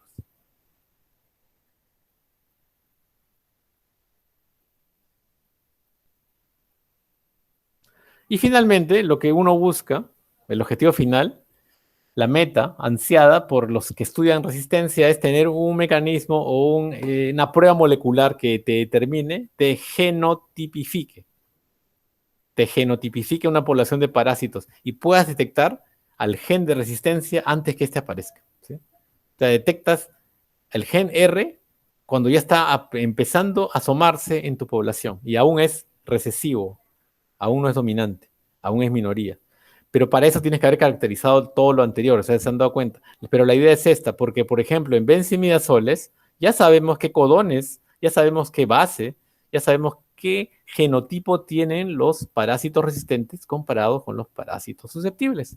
Por tanto, hay pruebas de PCR en tiempo real, pruebas de secuenciamiento masivo, que ya detectan ese polimorfismo de una sola base o SNP en las poblaciones de tal forma que te genotipifican y te dicen, tú tienes un parásito que es doblemente, o sea, dominantemente resistente, tiene los dos haplotipos, resistente y susceptible, o heterocigótico, o tienes aún susceptibles. Entonces puedes detectarlo. Ya existen las pruebas, obviamente son más caras y más complejas que las pruebas de FECRT. Pero ya el secuenciamiento genético está avanzando, existen secuenciamientos no solamente Sanger, sino secuenciamiento Illumina y otros más que te permiten genotipificar grandes cantidades de material genético y podrá determinar en el tiempo la presencia de los genotipos resistentes. Ahora, ojo, esto es una resistencia de helmintos a benzimidazoles. Hay más resistencia por estudiar, así que estamos recién comenzando con estas pruebas. En humanos, en seres humanos, en personas. Bueno, sabemos que hay parásitos que se asemejan mucho a los parásitos en animales, como Brugia, Filariasis linfática, Oncocerca volvulus, ceguera de los ríos, un nematodo filarial que se va al humor vítreo. Y sabemos que hay lombrices, Ascaris lumbricoides, Trichuris, Ancylostoma sine-cator y otros más. Y una de las recomendaciones de la OMS es la dosificación masiva de personas, sobre todo de niños. Obviamente, y ahí aparece la ivermectina de uso oral, que quizás alguno de ustedes haya usado recientemente por otro motivo, ¿no? Que es en comprimidos y también hay en gotas. Se utiliza masivamente para combatir o tratar infecciones parasitarias, pero ya sabemos a lo que conduce eso. Ya existen estudios, este es un consorcio belga, vietnamita, brasileño y no me acuerdo qué otros países más, inglés y otros más, que se han juntado para determinar los niveles de confianza en los tratamientos masivos con mebendazol y albendazol, africano también. Y que determina que hay cierta desventaja del mebendazol que es menos eficaz que el albendazol. Es una línea base para determinar en qué momento de tanto aplicar antiparasitarios podría aparecer resistencia. Ya hay reportes en el Perú, la Universidad Cayetano Heredia, en fasciole hepática, que aparentemente ya hay fallas en personas infectadas con fasciole hepática que no responden a los tratamientos. Entonces ahí, a ese punto, digamos, en el cual nuestro control antiparasitario es básicamente uso de antiparasitarios. No tiene muchas alternativas. Y los antiparasitarios están fallando. La situación es dramática. La resistencia es una realidad, es una pesadilla hecha realidad, ya está acá y hay multiresistencia. Hay que detectarla tempranamente. Lamentablemente, la prueba más común, más barata, más económica, la FECRT, te dice qué producto ya no sirve y qué deberías dejar usar. No te dice qué podrías evitar que se haga resistencia. Las pruebas moleculares están apareciendo, pero son escasas. Aún se está conociendo el mecanismo. Las nuevas drogas, olvídense. Monepantel es el fracaso más grande de la industria farmacéutica antiparasitaria. No creo que otro laboratorio se arriesgue a lanzar otro producto con los bombos y platillos del Monepantel para que en 4 años le digan, ¿saben qué? Su producto dejó de funcionar. Ni siquiera llegó al Perú, se han dado cuenta. Ya no creo que llegue tampoco. ¿Qué hacemos? Aquí viene la última parte. ¿Qué hacemos? ¿Llorar, cambiar de giro comercial, vivir con los parásitos? Bueno, vivir con los parásitos podría ser una opción, convivir. El tratamiento selectivo dirigido y el tratamiento estratégico son corrientes que hace tiempo se vienen postulando en parasitología. ¿Para qué vas a dosificar a todo el mundo? ¿No? Utilicemos el principio de desde un técnico sanitario que sepa lo que hace, sabe que si un animal, un ternero, tiene neumonía o bronconeumonía, va a tratar a ese y a aquellos que los vean medios malitos, medios apagados, medios sonsos, como dicen, medios enfermos o con secreciones. No va a dosificar masivamente a toda la población de terneros de su granja y de las otras granjas. No tiene sentido. Entonces, ¿por qué hacemos eso en parásitos? Porque tenemos la idea de que los parásitos siempre producen daño. Al hacer eso, destruimos la refugia. Ya ningún parásito es virgen a la droga. Todos los parásitos han sido expuestos a la droga. Por tanto, estos dos alternativas postulan tratar a aquellos animales que lo necesiten. ¿Y qué significa eso? Que primero tienes que comprobar que el parásito exista. En el proyecto este que hicimos con los belgas, con la cooperación belga, encontramos que monitoreando varias granjas en Cerro de Pasco, Raco, Vico, Ayaraca y otras más, con muestra de ese simplemente, con HPGs, con huevos programo, con McMasters, en el laboratorio de cultivo de larvas, nos dimos cuenta que la distribución de parásitos no era tan dramática como los ganaderos y los veterinarios y los zootecnistas y los técnicos sanitarios piensan. La cosa es muy rasa o muy uniforme en alpacas al menos. En ovinos, sheep, la cosa sí se distribuye más como le digo a mis estudiantes, a veces se ríen, a veces lloran, dependiendo en qué nota estén. Se distribuye mucho como las notas en el curso. En ovinos, ¿no? Hay los que sacan 20, 18, 19, los que pasan raspando y un pelotón que está jalado. Así se distribuyen ovinos, ¿no? Que es un poco como los profesores quisiéramos ver a las notas, un poquito más como este caso de acá. Pero en alpacas sería la clase malísima, ¿no? Todos abajo. Pero en este caso son buenas noticias, porque significa que las alpacas, cada punto es un individuo. Acá hay por lo menos 40, 50 individuos. Solo que acá están todos apretados en cero. La carga parasitaria se empieza a expandir en ovinos. ¿Se da cuenta? Entonces, con este solo trabajo hecho en época de lluvia, febrero, y en época de sequía, agosto, en 3 granjas del Cerro de Pasco, perdón, 3 granjas de Pasco, al menos con esta imagen uno dirá, ¿por qué dosificas alpacas? No tiene sentido estratégico ni zootécnico dosificar alpacas, por ningún lado. Dosificaría solamente ovinos, pero sería un golazo que identifiques a estos 4 o 5, si quieres, en ganadores, ¿no? O si quieres 10 ganadores que están por acá. Porque te vas a ahorrar un montón de esfuerzo. Esto ha sido publicado parcialmente, es un trabajo de un tesista de maestría, Víctor Puicón, que ahora es profesor en la Universidad Nacional de San Martín. También se ha publicado en RIVEP, de libre acceso, ese trabajo de distribución de cargas. Cuando hemos hecho trabajos con estudiantes, monitoreos, hemos encontrado la misma figura. En alpacas son poquísimos, son como el curso tan tranca, me imagino que en la universidad han tenido tan tranca, que solamente aprueba 1 o 2, todos los demás jalan. Algo así ocurre en alpacas, mientras que en ovinos es más democrático, ¿no? La mayoría tiene por ahí carga parasitaria, pero algunos tienen, muy pocos tienen altas, la mayoría tiene bajas. Pero ahí hay poco para dosificar. Lo interesante sería identificar a estos individuos. Pero acá viene la pregunta clave, ¿no? Ok, hay pocas alpacas, pero los ganaderos insisten, los nematodos son malos y producen efectos perjudiciales. Bueno, ese trabajo que hicimos, también publicado, demostramos que no es así. La carga parasitaria en alpacas, crías y madres era tan baja, pero tan baja, en un estudio hecho en 2 granjas, Vico y Raco, tan baja que no había efecto alguno. No había efecto alguno entre tener parásitos y tener bajo peso o tener mala condición. No había ningún efecto. Solamente un parásito producía ese efecto y solamente en crías.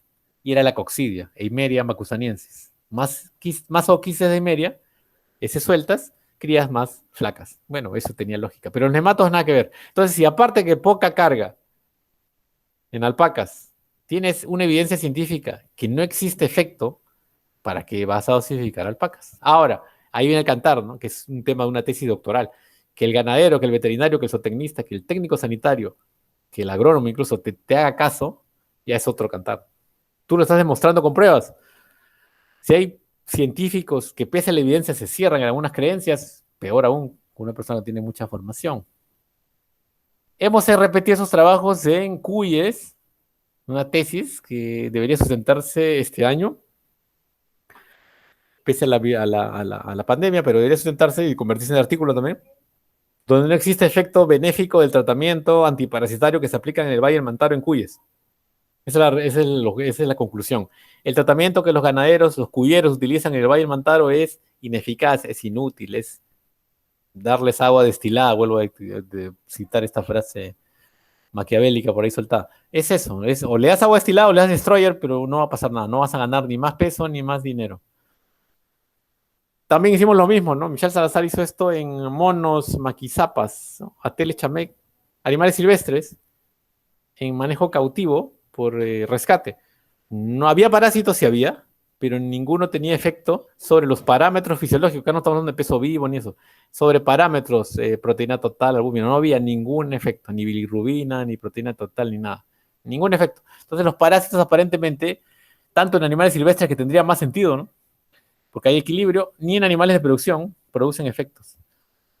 Entonces es una razón más para bajarle la mano, bajarle el level, bajarle el acelerador al tratamiento. Claro que hay protocolos como FAMACHA que te permiten identificar aquellos animales parasitados y te permiten decir, dosifícame a este, no a este, pero sí a este, a este y a este. No a esto déjalos en paz. Esta técnica lamentablemente necesita requisitos. Hay monchos con tortus, es un requisito indispensable, tiene que estar presente. Animales bien papeados, bien alimentados, bien nutridos, bien manejados, de tal forma que solamente Aemonchus sea el causante de anemia. Y tienes que hacer una validación en laboratorio para determinar que a más parásito, menos hematocrito y la mucosa del animal es un color más pálido, de un 4 o 5. Una vez que logras esto, como nosotros logramos determinar en el año 2007 en el valle del río Chillón, Santa Rosa aquí es más al fondo, Macas, lo que es el Chillón, norte de Lima, que sí se puede aplicar, pero tendría que hacerse más estudios. Pero estamos hablando de costa, clima cálido, clima de loma. En selva también sé que las universidades nacionales y universidades han hecho estudios en ovinos de pelo en trópico, en selva alta y selva baja, donde se han encontrado en monchos, se han encontrado famacha aplicable. Pero lamentablemente eso no tendría validez para pisos altitudinales como Yunga, Quechua, Azul y Puna, donde no existe monchos. Entonces son limitantes que uno tiene que considerar, ¿no?, antes de lanzarse. Finalmente, no utilicemos drogas. Ok, como vimos ahí, quememos las drogas. ¿Qué podemos hacer? Hay alternativas. Tenemos alternativas, pero hay que saber explorarlas o juntarlas. Métodos culturales de manejo, ¿no? Rotar potreros. En el caso anterior les hablé de un caso dramático que dejaron de meter animales ahí por más o menos 3 años. Bueno, rotemos potreros, que se aplica a garrapatas incluso. Vigilancia epidemiológica con herramientas geográficas, ¿no? En otros países mucho más pequeños, hay que ser sincero, como Bélgica, utilizan eso para monitorear brotes de fasciola hepática con pronóstico meteorológico. Estamos hablando de la mitad de Bélgica, que tiene el tamaño de Tumbes, que es la mitad de un país. Entonces no estamos hablando de países como el nuestro tan complejo. Pero sin embargo, replicamos esto en la tesis de maestría de David Godoy, con financiamiento del CONCITEC, determinando en 2 distritos del centro de la Sierra Central del Perú, Huánuco, el distrito de Baños, sitio muy bonito, si tienen oportunidad de ir cuando acabe toda esta cuarentena, vayan, es un sitio muy poco concurrido, digamos muy poco popular, pero muy bonito, hace un queso muy bueno. Y Matahuasi, que es el distrito que ya conocíamos de los trabajos previos, valle del río Mantaro, margen izquierda, entre Concepción, mejor dicho, antes de llegar a Concepción, si uno va de Jauja hacia Huancayo. En los 2 distritos hicimos el monitoreo de animales infectados, con el Flux Finder, el test que utilizamos mucho para el diagnóstico. GPS, el laboratorio de pastos, doctor Javier Ñaupari nos apoyó en esta parte de satélite, a imágenes satelitales. Bueno, siguen las malas noticias para Matahuasi, eso fue la triste historia, ¿no? Toda la zona de Matahuasi es zona roja, y ojo, no tiene que ver con política, eso no estoy hablando nada de política acá. Zona roja quiero decir de alto riesgo para fasciola hepática, no tengo ni una implicancia acá. Toda Matahuasi es un llano distomatóxico, debe ser como Baños del Inca o Cajamarca en general. Muchas zonas de Cajamarca. Muy poco que hacer ahí. Pero Baños sí tiene parches. No tiene parches.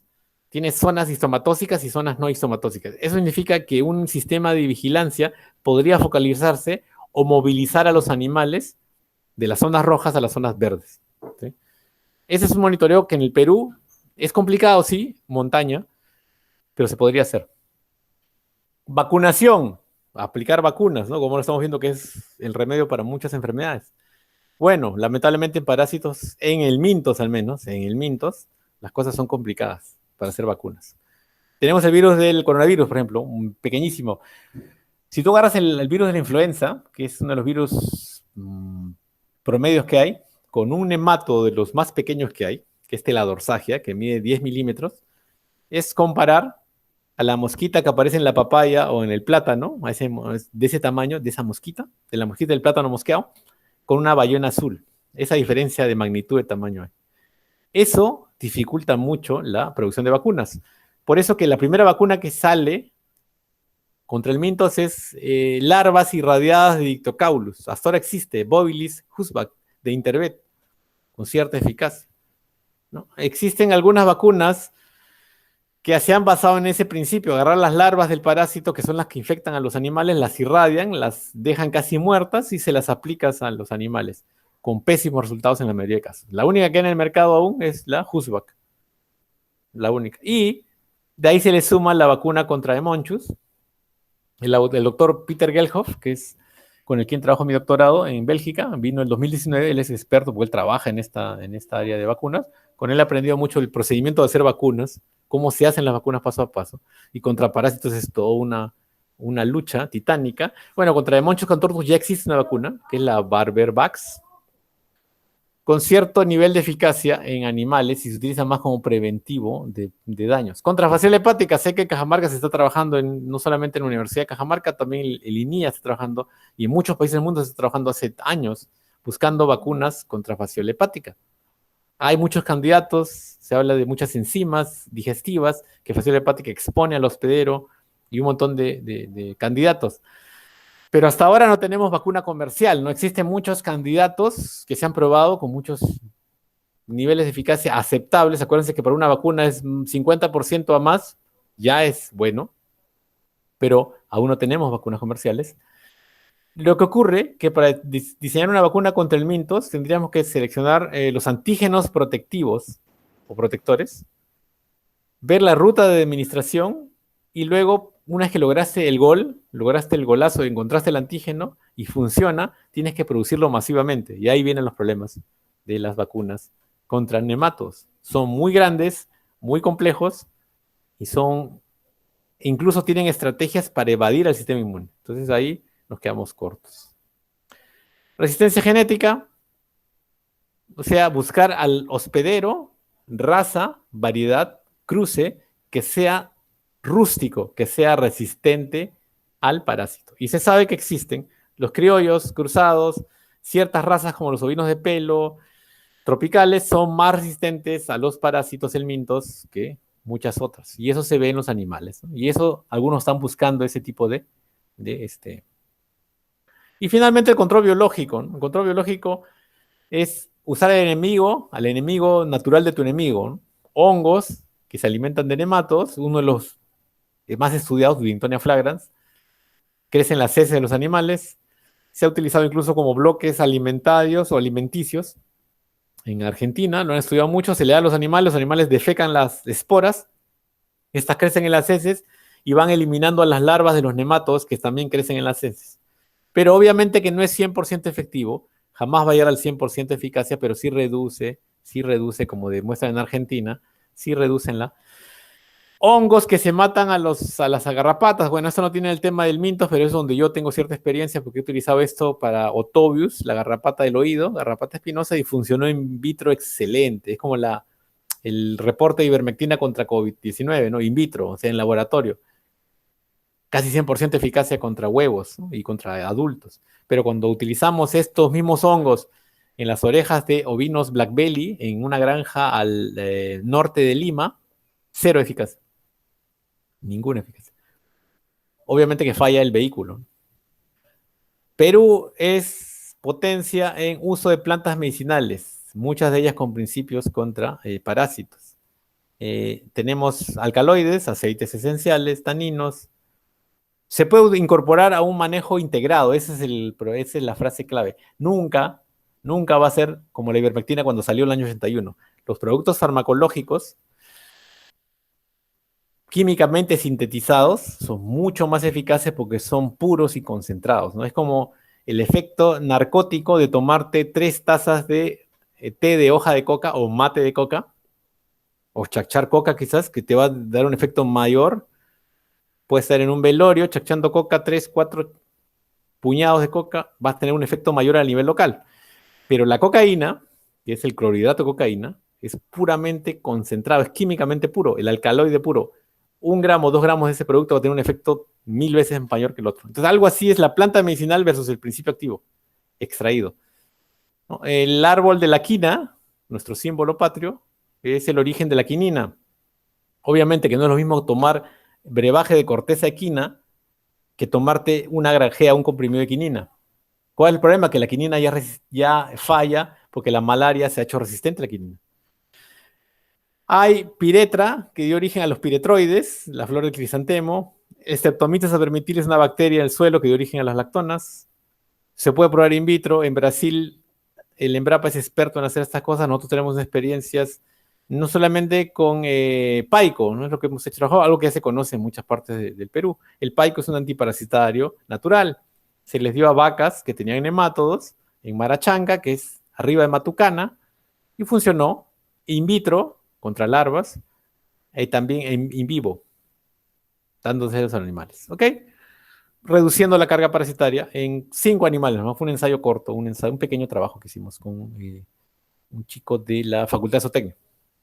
Pero es una luz de esperanza. Obviamente, jamás lo pongas a competir. O sea, un trabajo injusto y totalmente tendencioso sería eficacia del extracto de hojas de paico versus ivermectina, ¿no? Obviamente la ivermectina le va a sacar la mugre, como dicen, va a quedar sucio, va a quedar el aceite de paico, el extracto de paico. Pero ¿quién es más sostenible en el tiempo, ¿no? ¿Quién va a producir más resistencia? ¿Quién va a ser menos efectivo de acá a unos 3, 4 años?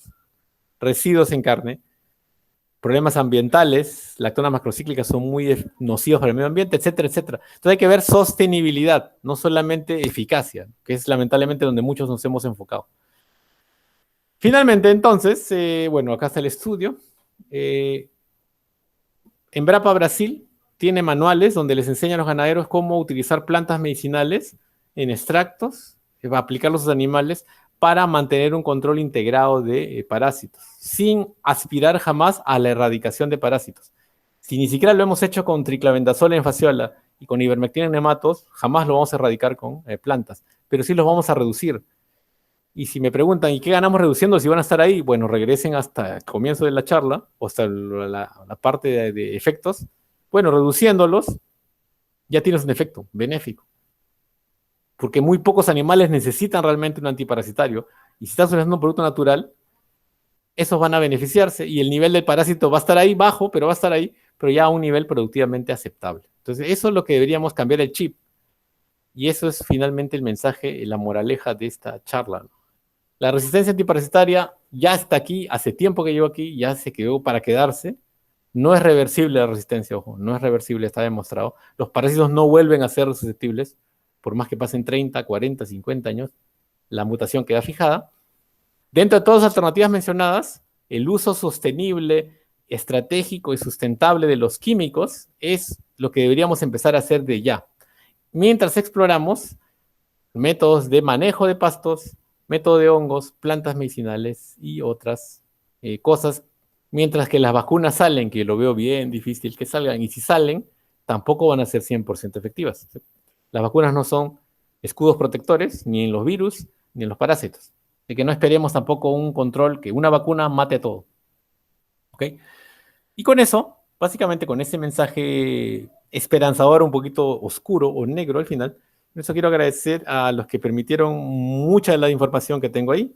Obviamente la Universidad Nacional Agraria de La Molina, el Consorcio de Universidades Flamencas, la Universidad de Gante, que son los que colaboraron directamente con los trabajos de Pasco y Valle Mantaro, Andrea Briones, cesista que trabajó en todo el proceso de Valle del Mantaro y parte de Pasco, David Godoy, que hizo el trabajo de tesis en lo que es de maestría, en lo que es el mapeo geográfico remoto, Abigail Guaraca, que es la que se encargó del trabajo en el IRD, Michelle Salazar, que trabajó en la especie silvestre, en los monos araña, y que demostró que tampoco en los silvestres hay efecto de los parásitos.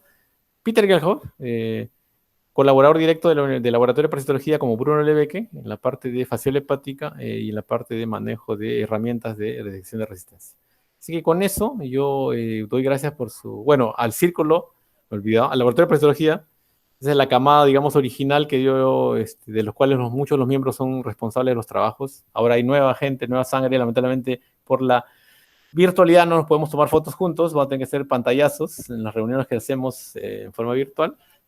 Y el Círculo de Investigación en Enfermedades Parasitarias, el CIEP, de los estudiantes de pregrado de la Facultad de Zootecnia, principalmente de la Universidad Nacional Agraria, que son también los que han estado siempre ahí atrás y que van a ser los futuros autores de los trabajos que pueda presentar en el futuro, en las futuras charlas. Con eso quiero agradecerles por su tiempo, por su paciencia. Disculpen si me he extendido, es un tema que me apasiona bastante, como se darán cuenta. Y bueno, acá estaré presente si es que existe alguien aún despierto o que se haya quedado hasta el final y que tenga alguna pregunta. Además, muchísimas gracias por su atención. Doctor, muchas gracias a usted. Definitivamente todos estamos, creo que, muy despiertos. Y Ojalá. me ha sorprendido en realidad, doctor, la cantidad de asistentes que tenemos por Facebook en este momento. Se ha mantenido Ok, casi constante el promedio, ¿no? Y eso me genera bastante alegría.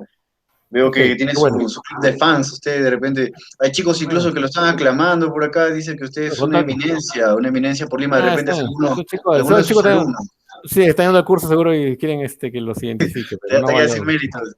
Sí, sí, sí, sí, esa es Doctor, la clásica. Sí, muchas gracias y voy a hacerle llegar las preguntas que algunos de los claro, por chicos favor. han dejado tanto en Facebook como en Ujú. en el mismo formulario que hemos emitido por las Ya, redes. ¿Ok? adelante, te escucho. Aquí Ujú. tengo una pregunta en común de dos chicos, bueno, uno que se llama José López y otro amigo que se llama Hammerly Quispe. Ambos preguntan, en resumen, ¿cómo es que podríamos evitar entonces la resistencia desde nuestra posición de especialistas de la salud, médicos veterinarios? Sí, pero Ok, doctor. ok, mi respuesta sería categórica. No, es inevitable.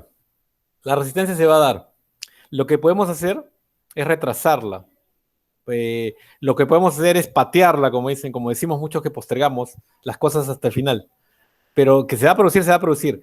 Y yo menciono al Monepantel porque no tengo nada contra el Monepantel. Yo estuve presente en ese, fue mi primer congreso de la WABP, por eso lo recuerdo bien. Lo lanzaron con bombos y platillos.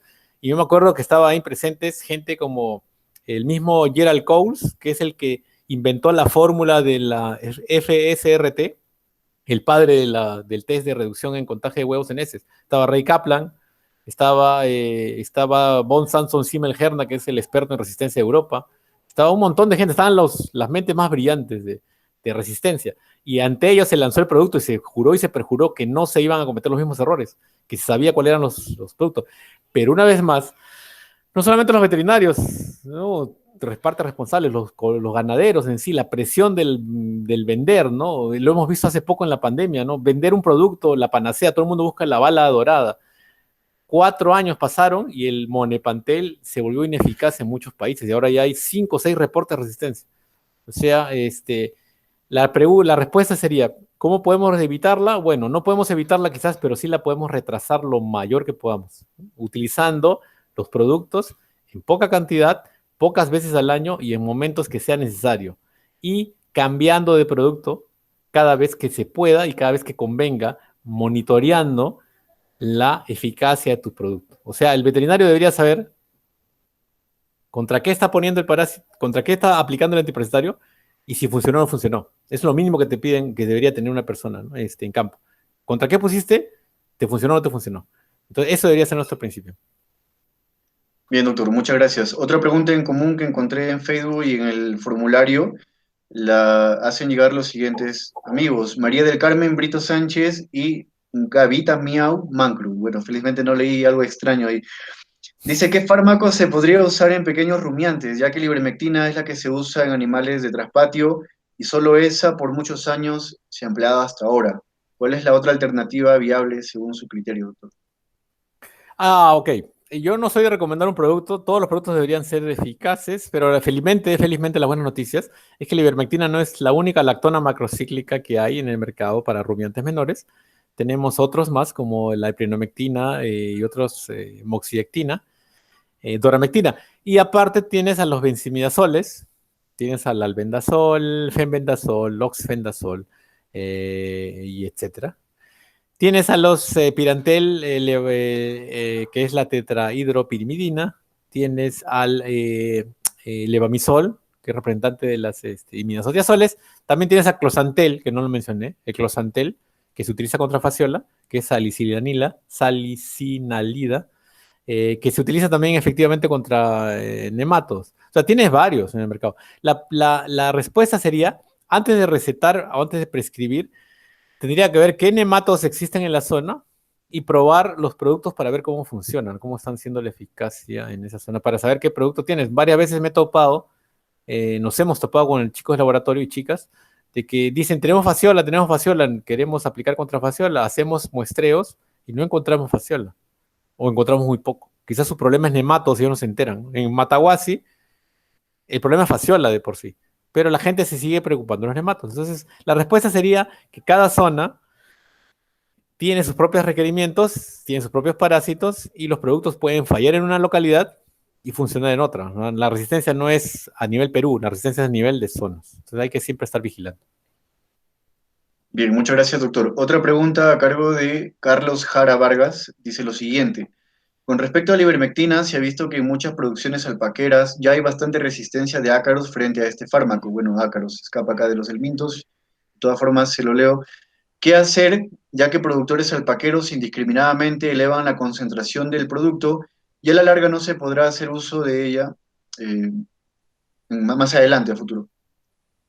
Claro, ese es el gran producto, ese es el gran problema, ¿no? La gente no entiende la base de la resistencia. En base a lo que les he explicado, que es la base que ya está caracterizada y conocida, así le aumentes la dosis, no vas a lograr eliminar al parásito. El parásito ya tiene un mecanismo de resistencia a nivel molecular. El incremento de la dosis simplemente va a aumentarte los niveles circulantes, el periodo de retiro y la intoxicación del animal probablemente. Ahora, para demostrar resistencia en ácaros, primero habría que hacer un estudio que demuestre realmente que el producto ha dejado de funcionar. Felizmente, contra ácaros existen otros productos que son más antiguos que la ivermectina, pero que se aplican topicalmente, que son por baños de inmersión generalmente, que son los piretroides, que son los productos más seguros dentro de los que existen. El amitraz, que en su categoría casi está solo. Y luego vas a más antiguo, hacia los años 50, y están los órganos fosforados, que son el diacinón, el cumafos, el negubón y otros más. Existen las alternativas, pero primero hay que demostrar, o sea, que el producto ha sido ineficaz. Y es verdad, aplicarle 3 veces la dosis, 4 veces la dosis, 5 veces la dosis, no logras vencer la resistencia. Es más, varias veces el ganadero sin querer perfecciona al parásito y lo lleva al nivel perfecto de resistencia, porque lo selecciona tanto, es como si tuvieras parásitos medianamente resistentes que están ya en camino a la resistencia, tú le pones 5 o 10 veces la dosis, matas a toda la competencia y solamente él gana el campeón de los campeones. Y ese campeón de los campeones a la siguiente generación va a ser el dominante, su progenie va a ser la dominante. Entonces ya no va a hacer efecto. ¿Qué vas a lograr con el aumentar la dosis? Bueno, le vas a dar más dinero probablemente al colega que esté cobrando por eso, al laboratorio que lo produzca, al que vende el producto, vas a intoxicar al animal, vas a intoxicar al medio ambiente, vas a tener un periodo de retiro mucho mayor. Entonces no vas a lograr mayor cosa. Solamente es cuestión de detectar resistencia, dejas usar el producto y buscas alternativas sostenibles en el mercado. Gracias nuevamente, doctor. Jesper Arredondo pregunta lo siguiente. ¿Después de cuánto tiempo usted recomienda colocar vitaminas al animal una vez que haya sido desparasitado? ¿O será también tal vez indicado volver a realizar otro examen coproparasitológico para descartar que tenga algo adicional? Es una pregunta que siempre me hacen, ¿no? Yo soy particularmente partidario de poner el mismo día, no tengo ningún problema. Algunos dicen, no, primero que muere el parásito y luego aplicamos el antiparasitario. Yo creo que no hay ninguna diferencia. Yo aplicaría el mismo día, menos estrés, menos manejo, menos pinchazos. Eh, los minerales y las vitaminas no son productos farmacológicos puramente dichos, no hay periodo de retiro, son más orgánicos, por tanto se podrían aplicar más seguido. Y sobre lo de comprobar la resistencia, yo creo que sí, al menos recomiendo cuando son sitios geográficamente muy difíciles de acceder, que tomen al menos un grupo piloto, ¿no? De animales que puedan muestrear antes y después, porque tienes que saber si funcionó o no funcionó tu producto, ¿no? Lo ideal sería dosificar antes, mejor dicho, muestrear antes, pero es complicado a veces con la geografía y no hay laboratorios cerca, a veces que te dan las muestras, ¿no? Pero no dosificar a ciegas no es lo ideal científicamente, pero a veces la realidad indica que dosificas. Pero al menos tomar una muestra después para ver si funcionó. Y los vitaminas y minerales, yo sugiero, recomiendo que lo pongan al mismo día, no hay ningún problema, porque igual el animal va a aprovechar eso, porque eso no se va en 2 días, 3 días, eso dura un tiempo, ¿no? En el cuerpo del animal. Gracias, doctor. Otra pregunta a cargo de un amigo, Junior Gómez Sánchez, dice lo siguiente. ¿Cuál sería la explicación de la eficacia, que en algunos casos es más, en otras menos, de los antiparasitarios en las diferentes presentaciones de los diversos laboratorios, aún teniendo el mismo principio activo? La pregunta es la pregunta clave, ¿no? El doctor Ortiz tiene un trabajo que demuestra la respuesta a eso. Lamentablemente los niveles de calidad no son los mismos y los niveles de concentración de los principios activos, que supuestamente deberían ser equivalentes al original, no son así. Tienes aparte de la vía de administración, el vehículo y la conservación del producto. Muchas veces he ido a zonas donde me dicen el producto no funciona, doctor, el producto es agua, no funciona. Veo y el producto ha vencido hace 3 años. O ves el frasco y tienes ahí unos cristales enormes y un sedimento raro que se forma, ¿no? Que no lo han tenido en buena conservación. O marcas, laboratorios X, que nunca en mi vida he escuchado y jamás vuelvo a escuchar, que dudo mucho de su principio activo. El trabajo que publicó el doctor Ortiz demuestra que el triclavendazol, comparado al producto original, que es el producto que salió, el Facinex, comparado con los productos locales, el nivel de concentración del principio activo lamentablemente no equivale al original. Entonces ahí podría ser es como las bebidas alcohólicas, ¿no? No es lo mismo comprar un alcohol de calidad a comprarte uno chancho, como dicen, ¿no? Cabeceado, que te venden mucho más barato. El nivel de alcohol va a ser distinto, entonces la procedencia va a ser distinta. Entonces a veces es el mismo principio, que está mal producido en el fármaco, pero a veces es resistencia. Por eso cuando uno hace resistencia, tiene que hacer un trabajo de este tipo que demora, ¿no? Tiene que comprobar que no ha sido ni mala dosificación, ni mala dosis, ni mal producto, ni vencimiento, ni nada de eso. Tiene que ser resistencia. Entonces eso demora, comprobar resistencia. Gracias, doctor. Una pregunta a cargo de... A ver, ¿dónde está? La perdí, la perdí. Ya, acá está.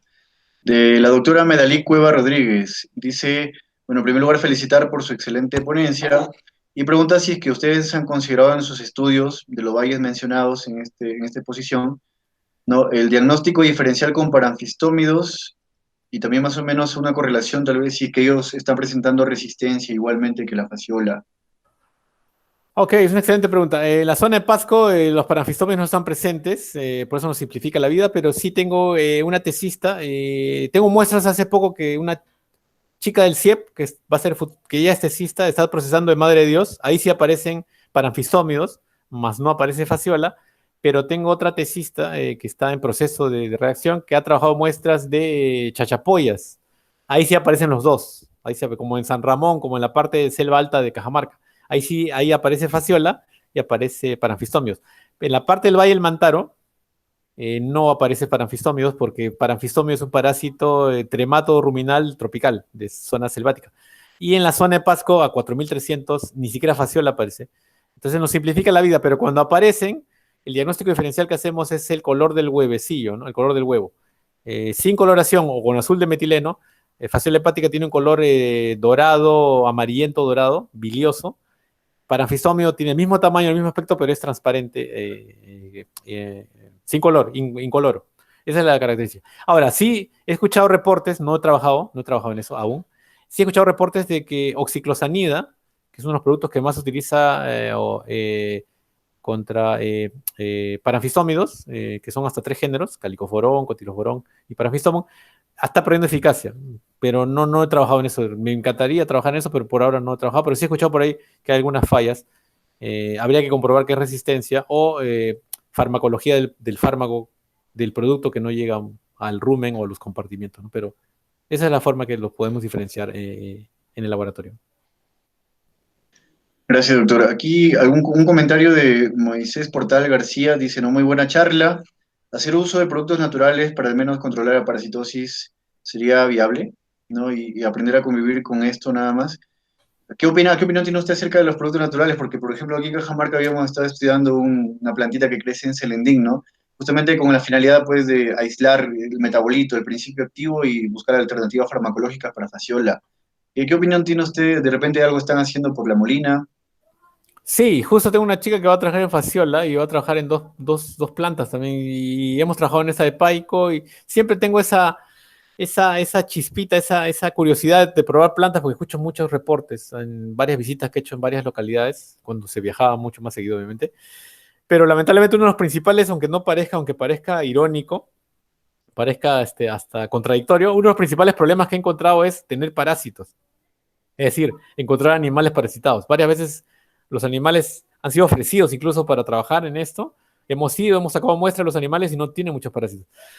Entonces, a veces nuestro limitante ha sido que no tenemos animales infectados en cantidades tan altas para probar estos productos. Pero yo sí creo, particularmente yo sí creo en la sostenibilidad y eficiencia, diría, no eficacia, ¿no? Eficiencia del uso de planta. ¿Por qué no eficacia? Porque yo no creo que llegue a 100% jamás las plantas, no, medicinales nunca van a llegar al 100%, pero no se busca eso.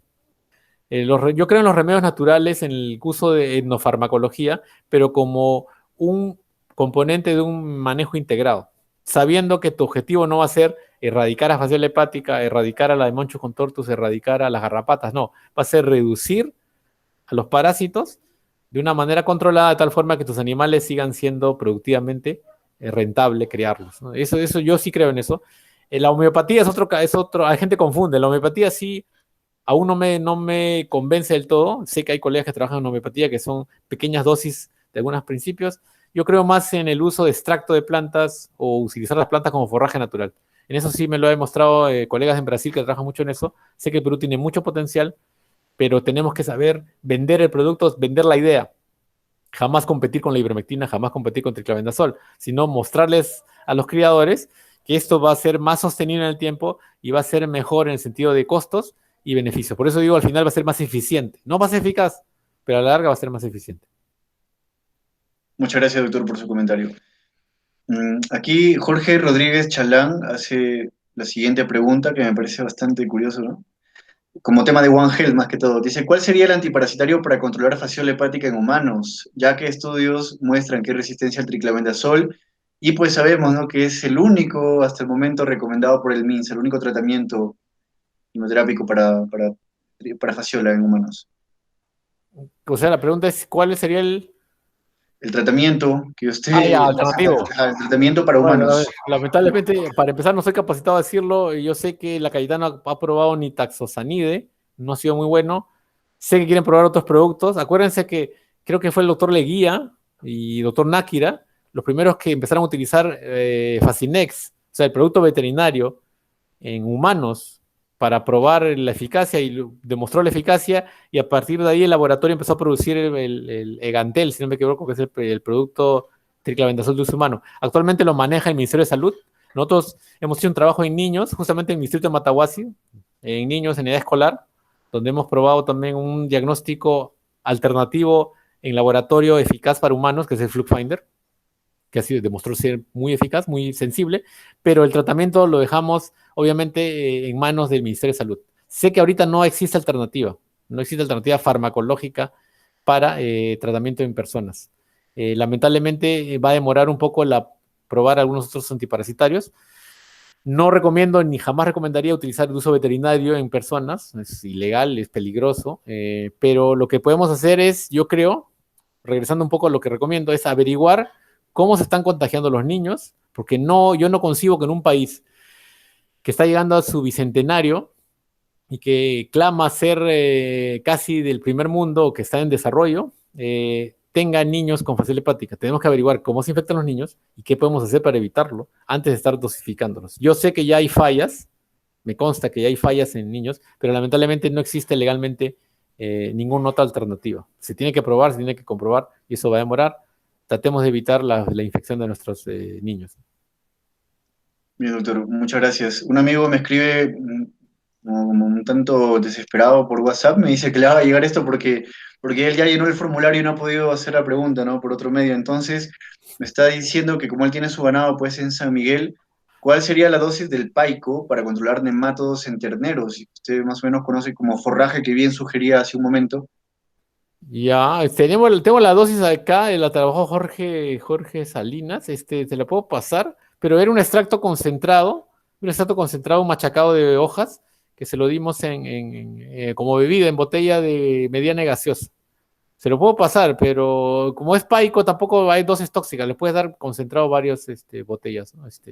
Y irónicamente, una anécdota de lo que sufrió más Jorge Salinas, que chico que trabajó, estudiante ya graduado, ya ingeniero tecnista, ya máster también creo, incluso que ya sustentó creo, su maestría, no conseguía Paico, fue a Tuguera hasta la parada, hasta el mercado de la parada, y tempranito conseguir suficiente Paico para 5 vacas, ¿no? Sufrimos en conseguir el Paico. Uh, pero la dosis, digamos, no la tengo estandarizada, podría conseguírsela por base de lo que trabajó Jorge, pero era básicamente concentrado machacado en poco de agua y por vía oral con una botellita, ¿no? Una botella de mediana de gaseosa. Muchas gracias, doctor. Entonces ya luego ojalá me lo pueda compartir por privado y ya Claro. yo se lo comparto a él personalmente. Uh-huh. Bien, doctor, no hay más preguntas. Nuevamente, bueno, sí, hay varias preguntas, pero que se han ido respondiendo en base justamente a las demás respuestas que usted ha dado, ¿no? A todo lo que ha comentado en este espacio.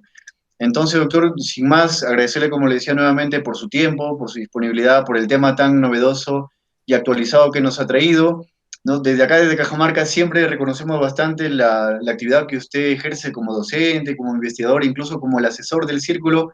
Y casualmente, mi amigo Luis Vargas y yo también estamos orgullosos de Sí. formar parte, ¿no? Y esperemos que podamos seguir haciendo más espacios como estos para que podamos aprender, ¿no? Y me sorprende y agradezco a los asistentes que se encuentran en Facebook, ¿no? Y a los que han estado presentes, pues, y han hecho llegar sus preguntas. Chicos, muchas gracias con todos. Vamos a cerrar el formulario, por si acaso, si no se han registrado, tienen unos minutitos más para que puedan recibir certificados. Y, no sé, doctor, algunas palabras finales. Muchas gracias nuevamente. Bueno, no, agradecerles también, disculpen la extensión, siempre me pasa eso, sobre todo en virtualidad, me emociona mucho y como a veces pierdo la noción me extiendo, pero bueno, ojalá que haya sido interesante. Volver a agradecer a aquellos estudiantes, ex estudiantes, estudiantes tesistas que han estado trabajando en el laboratorio a mi lado, que han sido totalmente responsables de todo esto que he presentado en el apoyo de la investigación. Agradecer a ti también, César, por la invitación, a Luis y a los chicos del círculo, a los colegas de la Universidad de Cajamarca, les tengo un aprecio muy especial. Ya se darán oportunidades, como ya estamos logrando plasmar, de trabajar juntos. Yo sé que trabajar juntos es la solución. Vivimos momentos difíciles en el país, no solamente por la pandemia, sino en el caso social y político, pero la unidad y el trabajo en conjunto va a lograr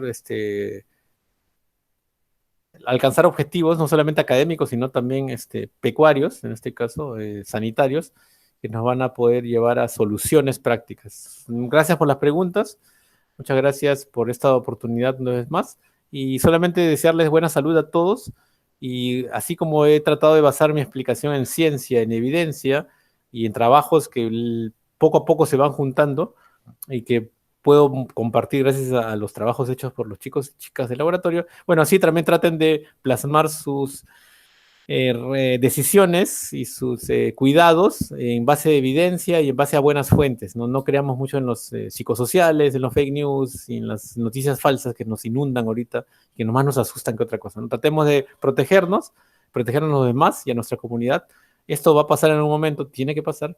Y por mientras la vacuna llega a nuestros hogares o a nuestras familias, sigamos protegiéndonos con responsabilidad y con empatía. Muy buena salud para todos y que tengan muy buenas noches. De igual Gracias. forma, doctor, un abrazo a la distancia. Cuídese y salud también para Bueno, todos los suyos. Nos vemos gracias pronto. también. Cuídense ahí. Hasta luego. Gracias.